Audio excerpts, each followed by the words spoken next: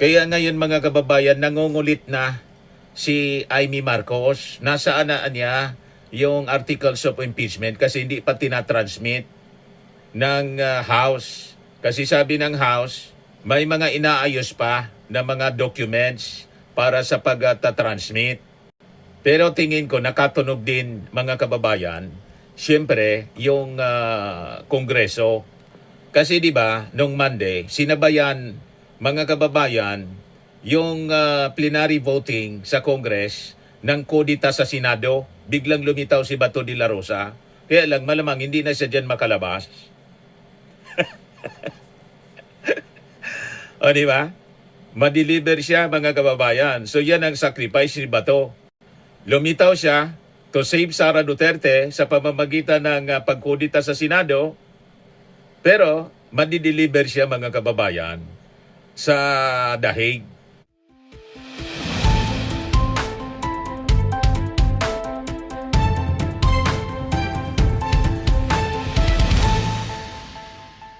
Hello po mga kababayan, si Dante Maravillas. Ito yung latest tungkol kay Bato de la Rosa, mga kababayan, habang kanina may brief press con si Bato at saka sinundan ng pagpa-press con and inspection sa labas ng Senado para bisitahin yung mga pulis ni bagong Senate President Alan Peter Cayetano. Sabi po mga kababayan ng NBI ngayon, Bato warrant may be served anytime. Ito ang pahayag ni NBI Director Melvin Matibag matapos hindi matuloy ang ahensya sa pag-aresto kay Senator Bato de la Rosa para maiwasan ang tensyon at posibleng banggaan sa Senado.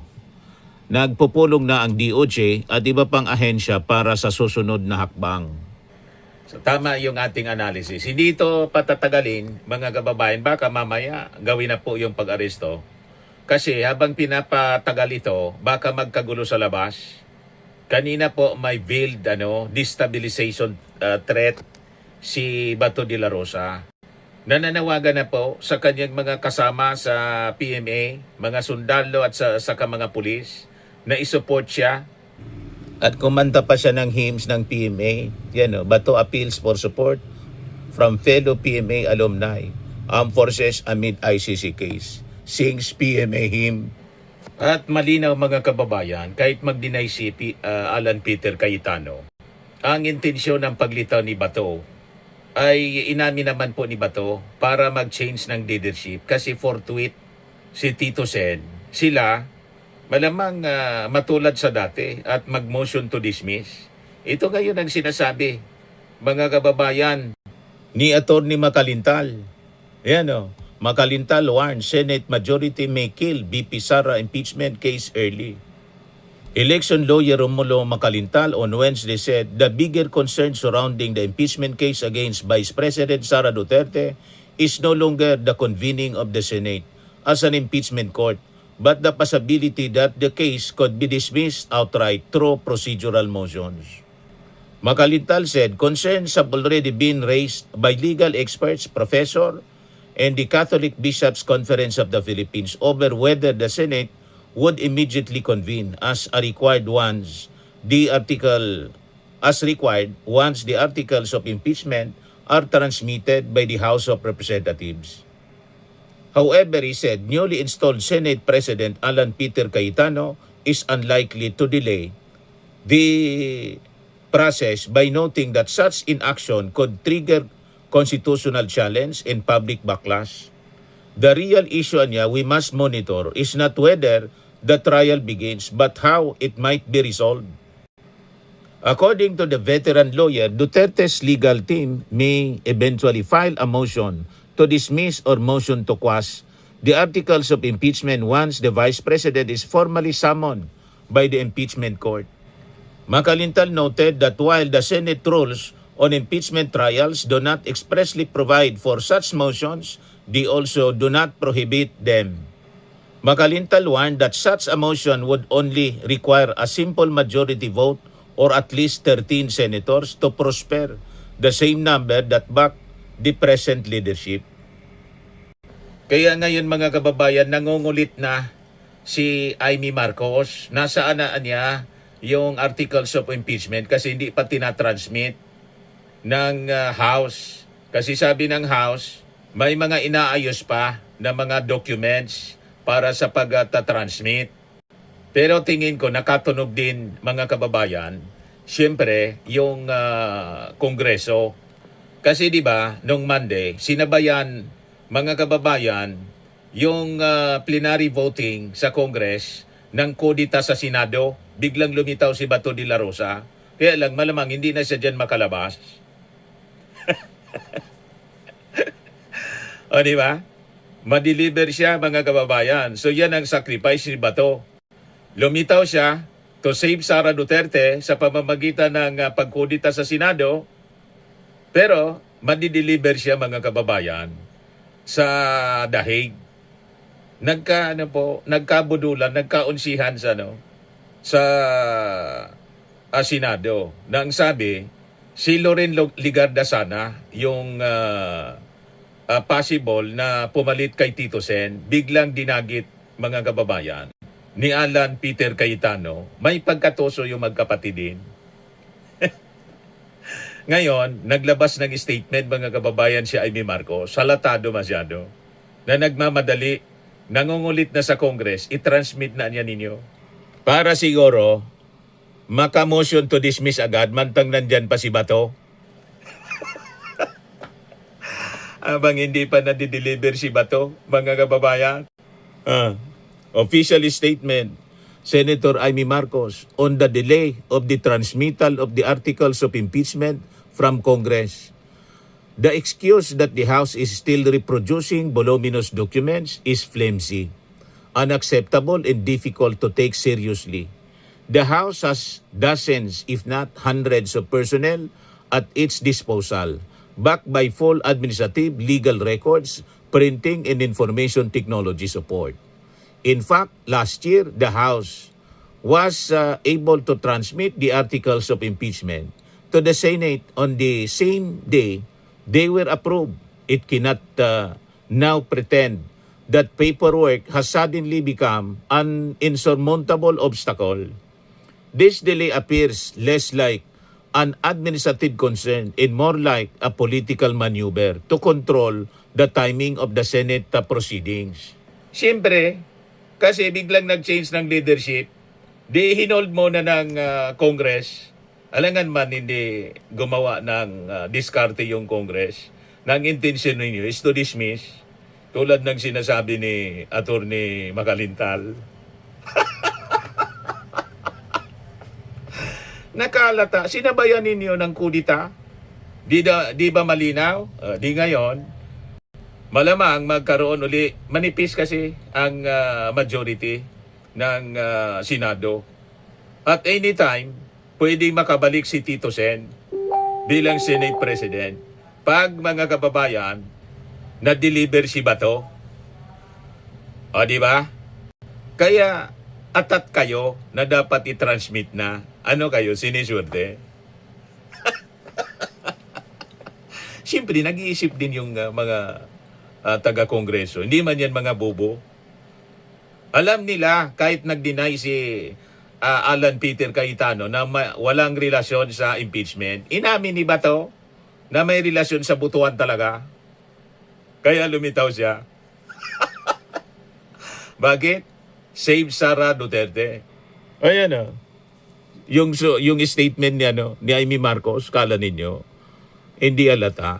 At the time when the country is reeling from an oil crisis, 7.2 inflation, and other urgent national problems, we cannot afford to have Congress consumed by unavoidable procedural delays. I, for one, want the impeachment proceedings to proceed, and be resolved in a timely manner so that the Senate and the rest of the government can return their full attention to the pressing issues burdening the Filipino people. Huwag kami, Amy Marcos, gusto ninyong i-transmit kasi kumpleto kayo ngayon sa majority. At gigil na kayong i-dismiss. Tulad ng sinasabi ni Attorney Makalintal. O ngayon, mga kababayan, yung 13 na mga senador, tinawag na hudas ni Father Reyes. Tracing Judas. Ayan sabi ni Father Robert Reyes, so 13 is an ominous number, the number of traitors. Remember that mga Judas kayo, 4 na Judas na babae at 9 na Judas na lalaki. At nananawagan ako sa 9 na senador na nasa inyo ang diwa ng EDSA. Kaya niyong pataubin ang diwa ng kadiliman doon sa 13. Malinaw na mga Judas talaga po. Ngayon, ang akala ni Amy Marcos, magugulangan nila yung Kongreso. Hinold muna ng Kongreso kasi hindi pa na di-deliver si Bato. Once na na-deliver na po si Bato at nabawi yung liderato ng Senado at malamang baka si Bongo makasama na. Nagsabi na mga kababayan yan, si dating Senador Trillanes na ang susunod niya si Bongo. At malamang baka sunod-sunod na yung warrant of arrest to the rest of the senators na involved naman po sa flood control. O, di sa kulungan kayo lahat. O, di ba? Mga kababayan? Ayan, matao na sa Senado. Nagrarally. Yung mga members ng Tindig Pilipinas nananawagan para sa pagpapanagot kay Sara Duterte at saka pag-aresto kay Bato de la Rosa na nag-trending po yung pagkaripas niya ng takbo sa buong mundo hanggang New York Times.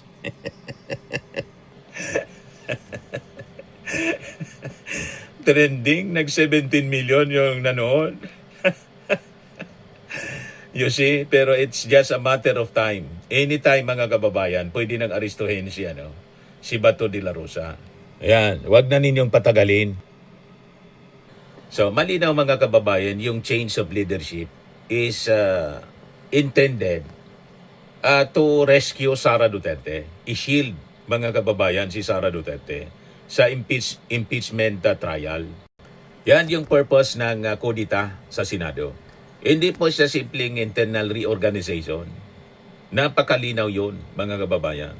Isa siyang political rescue operation kay Sara Duterte. Kaya po, atat na si Amy Marcos na i-transmit yung articles of impeachment para i-dismiss na nila agad habang nandyan pa si Bato. May number pa sila, mga kababayan. So, tulad ng ating na-witness mga kababayan, sa loob lamang ng ilang minuto bago ma-impeach si Sara Duterte noong Monday, doon sa Kamara, agad naman pong gumalaw ang mga Duterte senators sa Senado para agawin kay Tito Sen yung leadership na ang promise ni Tito Sen forthwith proceed sa pag-convene at siyempre sa trial. So dito po lumabas yung tunay na impeachment numbers at habang pilit nila mga kababayan na pinapakita na malakas pa rin si Sara Duterte, ang mismong Senate ko ay naglalantad ng desperado nilang kontrolin ang proseso mga kababayan bago pa man magsimula ang impeachment trial. Malinaw po yung pag-amin ni Bato, kaya siya bumalik. O ngayon, natrap siya sa Senado. So, direktang pag-amin nito na talagang may political mobilization sila. May coordinated regrouping. May urgent rescue operation. Kaya lang, nabitag si Bato. Nako-corner na siya ngayon, napapaligiran siya ng PNP. At naka-standby yung NBI. Para i-serve yung warrant of arrest. Pero nagawa nila, mga kababayan, yung objective. Kaya wala nang tanong-tanong, nagbilang agad. Kahit duguan at humihingal si Bato de la Rosa sa kakatakbo, makaabot lang sa butuan. Malinaw para protektahan si Sara Duterte. So, ang pagbabalik ni Bato, hindi po yon para sa public service. Isa siyang malinaw na political defense positioning. So malinaw na ang priority ng DDS Black sa Senado, proteksyon para kay Sara lang. So ang biglaan mga kababayan na pagpalit ng liderato, ilang oras bago gumulong ang impeachment, mga kababayan, ay malinaw na political maneuvering, strategic maneuver. Hindi nila inintay yung proseso. Hindi nila inintay yung articles of impeachment. Dahil alam nila, kapag hindi nila nakontrol yung Senado, mahihirapan silang iligtas na si Sara. Now, going back sa Congress, nakita naman po natin, landslide. Sumobra pa sa naunang impeachment, 257 yung pumirma. Bumoto ng yes. So ang ibig sabihin nito, mga kababayan, malawak ang political support para maimbestigahan si Sara Duterte. Ito po ay pagpapakita ng overwhelming institutional rejection. Ngunit sa Senado, kailangan ng 16 na boto para makonvict po ang isang impeached official. At dito po, lumalabas ang tunay na dahilan ng Senate coup na ginawa nila. So ang 13 mga senador na tinawag ni Father Robert Reyes na 13 mga hudas na nagaluklok kay Alan Peter Cayetano bilang Senate President, indikasyon po siya ng tutang DDS aligned block. So ang ibig sabihin, kung may 13 mga senador na kayang magkaisa sa bagong liderato, may sapat silang numero para harangin ang impeachment laban kay Sara Duterte, gaano man kabigat ng ebidensya. Hindi sila titingin sa ebidensya po. Kaya sa analysis nga po ni ni Makalintal, outright dismissal sa pamamagitan ng procedural motion to kill the impeachment case laban kay Sara. So ayaw na nila na tingnan yung ebidensya. Kasi sabi ko sa inyo, pag nakita yung ebidensya, talagang mahirapan sila na i-acquit si Sara Duterte. So, i-cover up na nila. So, isa sa pinaka major actions, mga kababayan, ng bagong liderato ay yung pag-aproba ni Cayetano sa protective custody, mga kababayan, para kay Bato de la Rosa. Ito ay kaugnay ng tangkang pag-aresto ng NBI o sa pinang ICC warrant, legal exposure ni Bato de la Rosa. So ang mensahe, aklarado, mga kababayan, ginagamit ng Senado bilang isang political sanctuary, hindi bilang isang independent institution. Sanctuary ng isang sangkot sa kasong crimes against humanity, mabigat na kaso. So, imbes na tulungan po yung rule of law, ginagamit na ngayon ang kapangyarihan ng Senado upang protektahan lang yung isang political allies. Proteksyon, pabalikan. Iligtas si Sara, proteksyonan si Bato, palalakasin yung Duterte Block or palakasin yung Duterte Block at kontrolin ang impeachment process. So ito, mga kababayan, ang dahilan kung bakit lalong lumilinaw na hindi po simpleng leadership change ang nangyaring kudita sa Senado. Ito po ay consolidation ng protection network. So tulad ng dati, mga kababayan, may usapan uli tungkol sa possible archiving maneuver. Ibaon uli po, i-archive yung articles of impeachment tulad yung nauna. So ito, mga kababayan, ang kinakatakutan ng marami. Nasali po na magkaroon ng full constitutional accountability process. Gagamitin uli nila yung mga technicalities at procedural manipulation para para ilibing muli ang kaso tulad ng dati. So hindi para linawin yung katotohanan. Hindi po para pakinggan ang ebidensya, kundi para tiyakin na hindi makakarating po sa conviction case ang face ang kaso. Kasi napakalakas po ng mga ebidensya. Kaya ayaw nilang mabuksan sa trial. Nagets na ninyo kung bakit attach si Amy Marcos? Attach siya na ilibing yung articles of impeachment habang may number pa sila. At sila ang nasa majority. So anong implication nito, mga kababayan, sa taong bayan? Habang naghirap ang publiko sa taas ng gasolina, mga kababayan, ang unang inaatupag ng liderato, yung bagong liderato sa Senado, ay impeachment positioning, political regrouping, rescue operation para kay Sara, at saka sanctuary politics para po kay Bato de la Rosa. Hindi po healthcare, hindi po trabaho. hindi inflation, hindi agrikultura. Ang pinagkakaabalahan nila kung paano iligtas si Sara. At dito mga kababayan lumalabas ang tunay na disconnect ng DDS Black sa Senado sa tunay na problema ng ating sambayanang Pilipino. So habang pilit nilang pilit na pinapakita ng DDS machinery na sila po yung boses ng masa.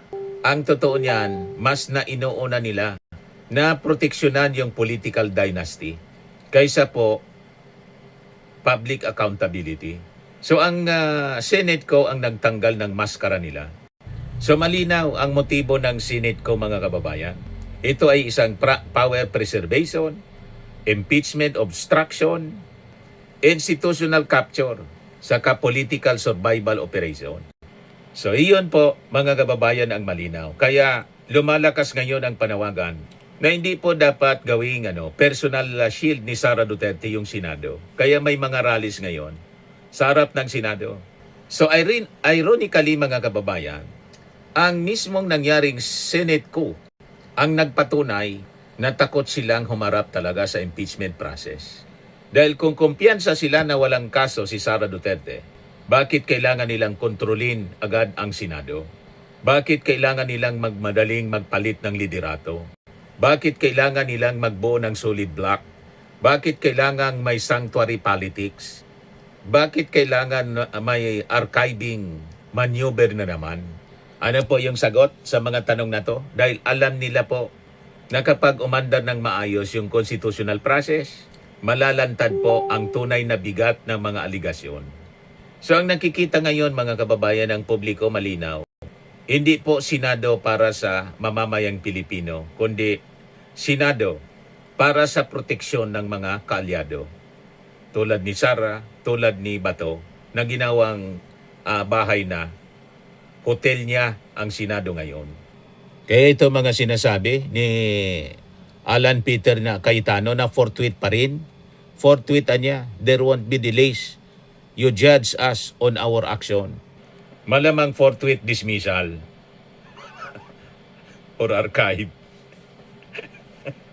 Ang plano nila, kaya atat na si Amy Marcos. Kinukulit na yung Congress. Ipasa na niya ninyo sa amin. Yan malinaw yung sabi po ni Makalintal. The case could be dismissed outright through procedural motions. Kaya naglalaway na sila ngayon. Okay po? Ayan man lang yung ating short video. Ako po si Dante Maravillas. Bye-bye po. God bless.